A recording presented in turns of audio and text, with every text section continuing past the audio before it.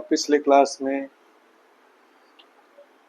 परिधि और स्वायत्त तंत्रिका तंत्र कर लिया था। केंद्रीय तंत्रिका तंत्र में मस्तिष्क और मेरुरज्जु बाकी थे।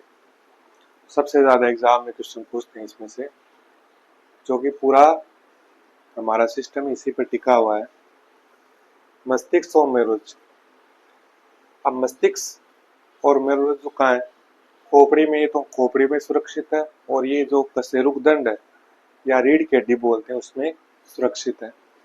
इसका काम क्या होता है पहले इसका बता देता हूँ। मेरुरज्जु का प्रतिवर्ती क्रियाओं का नियमन।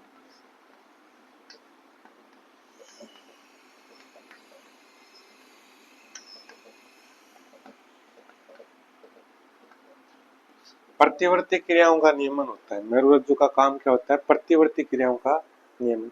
प्रतिवर्ती क्रियाएं क्या होती है? जो क्रिया अभ्यस्त हो जाती है ना उसको बोलते हैं प्रतिवर्ती क्रिया। जैसे हमारे दिनचर्या में खूब काम होते हैं, तो मस्तिष्क कहता है कि भाई मैं सब काम, कुछ काम मेरुरज्जु को दे देता है कि तू कर, मेरे ऐसे ही बहुत काम है। जैसे साइकिल चलाना सीखते हैं शुरू में हम, तो शुरू में क्या होता है, साइकिल चलाते हैं तो पैदल की तरफ देखते हैं तो ब्रेक मारना भूल जाते हैं, ब्रेक मारते हैं तो सामने देखना भूल जाते हैं, सामने देखते हैं तो पैदल मारना भूल जाते हैं, बैलेंस नहीं रहता। फिर धीरे धीरे आप काफी टाइम तक साइकिल की रिहर्सल करोगे, कुछ भी साधन की कोई भी काम, जब वो आपके अभ्यस्त हो जाएगा तब आपको इसे देखने की जरूरत नहीं है, मोड़ आई तो मोड़ना भी है, ब्रेक कब मारना है अपने आप लगता था। आप इधर देख रहे हो तो भी सामने चला रहे हो, ऑटोमेटिक प्रैक्टिस हो जाती है ना। तो शुरू में वो काम था मस्तिष्क के कंट्रोल में। फिर क्या हुआ, धीरे धीरे आप अभ्यस्त हो गए तो मस्तिष्क ने क्या कहा, अब तू ये काम संभाल, मैं और काम देखता हूँ। तो मेरुरज्जु क्या करेगा? मस्तिष्क उसको काम किसको दे देगा? मेरुरज्जु। अब मेरुरज्जु वो काम करेगा, अभ्यस्त हो गई, क्या करना है, टाइम है। अब मस्तिष्क के पास और काम करने के लिए टाइम है, और मेरुरज्जु क्या करता है, वो जो अभ्यस्त हो गया आप काम में, जो प्रैक्टिस हो गई है, अपने आप हो रहा है, वो मेरुरज्जु ही कंट्रोल कर रहा है, उसको मस्तिष्क कंट्रोल करने की जरूरत नहीं है। वो होती है प्रतिवर्ती क्रियाएं। एक होता है मस्तिष्क, इसमें यही पूछते हैं एग्जाम में कि प्रतिवर्ती क्रियाओं का नियमन कौन करता है? मेरुरज्जु करता है। अब आती है मस्तिष्क। तो मस्तिष्क में खोपड़ी में सुरक्षित रहता है। सबसे पहली बात, खोपड़ी स्कल होती है हमारी, खोपड़ी में इसकी सुरक्षा बहुत जरूरी होती है, सुरक्षित। और मस्तिष्क के चारों ओर 3 परतें होती है, आवरण होता है, 3 आवरण होते हैं, या 3 परतें होती है। 3 आवरण कौन कौन से होते हैं सुरक्षा के लिए? एक होता है ड्यूरामेटर,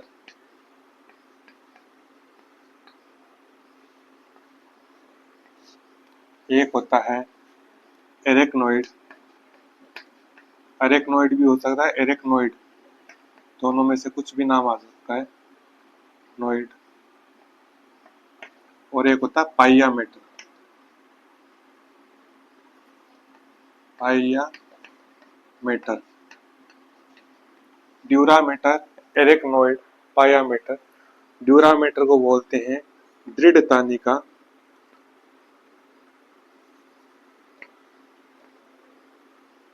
दृढ़ तानिका हिंदी में यदि नाम आए तो।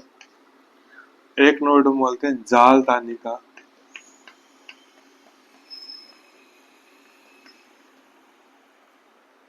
और पाइयामेटर बोलते हैं मृदु तानिका, मृदु तानिका। ये जो आवरण है वो बाहर से अंदर की ओर है, ध्यान रखना, बाहर से अंदर। सबसे बाहरी ओर ड्यूरामेटर, बीच में एरेक्नोइड, और सबसे अंदर की ओर पाइयामेटर मस्तिष्क का आवरण होता है। एग्जाम में पूछते हैं कि तो मस्तिष्क के किन झिल्लियों से घिरा रहता है, या मस्तिष्क के चारों कौन सी आवरण होता है, क्रम बताइए। या अंदर से बाहर की ओर पूछे तो पायामेटर, एरेक्नोइड, ड्यूरामेटर। तो बाहर से अंदर पूछे तो ड्यूरामेटर, एरेक्नोइड और पायामेटर। इन दो जो लेयर है, जैसे ये मस्तिष्क है, ये सबसे अंदर की ओर हो गई पायामेटर, फिर हो गई एरेक्नोइड और फिर हो गई ड्यूरामेटर। ये तो मस्तिष्क हो गया, ठीक है। ये मान लो मस्तिष्क है आपका। तो देखो ये सबसे अंदर की ओर पायामेटर, फिर एरेक्नोइड, फिर ड्यूरामेटर। तो इन दो के बीच में ना, जो पायामेटर और एरेक्नोइड के बीच में यहाँ पर है ना, एक द्रव भरा रहता है, जिसको बोलते हैं प्रमस्तिष्क मेरुदर्व, या इसका दूसरा नाम इंग्लिश में आए या कहीं से हम सुनने को मिले, cerebrospinal fluid. Cerebro spinal fluid, fluid मतलब लिक्विड। तो प्रमस्तिष्क मेरुदर्व भरा रहता है इन झिल्लियों में, या एग्जैक्ट पूछे तो एरेक्नोइड और पायामेटर के बीच में ये द्रव भरा रहता है। ये द्रव क्यों भरा रहता है? ये मस्तिष्क की सुरक्षा करता है। एक तो खोपड़ी कर रहा है, एक मस्तिष्क के अंदर के भागों की सुरक्षा झिल्लियां भी करती है।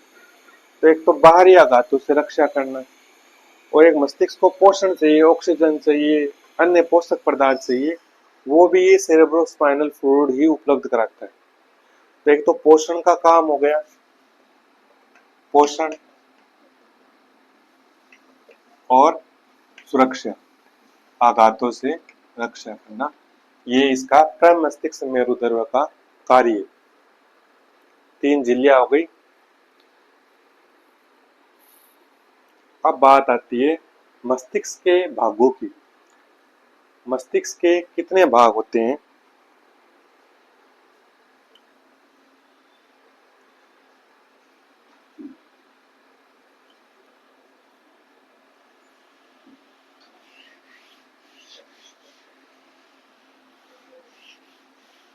अब आ गया केवल मस्तिष्क। तो क्वेश्चन ज्यादा करके इससे पूछते हैं, मस्तिष्क से।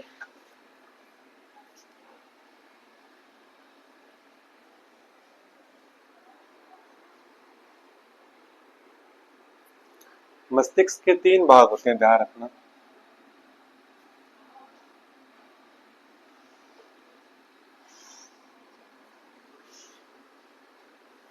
एक तो होता है अग्र मस्तिष्क,